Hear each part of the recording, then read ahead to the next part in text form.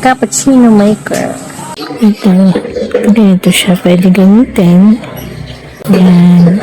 Pwede ka using this, pwede kang gumamit ng itong cappuccino maker para makagawa ka ng froth. Pwedeng hot or cold. Ito ay iba-ibang kulay nito. Check mo lang ang yellow basket para makita ang mga options. Try na natin. Tsura niya.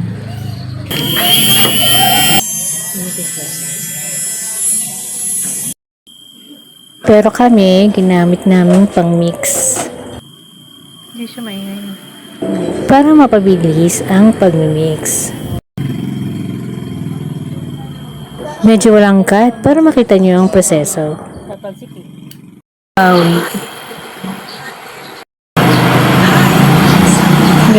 Lagi.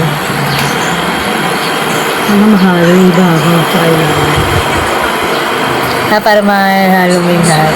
Di battery pala ito at hindi rechargeable. Lalapit ko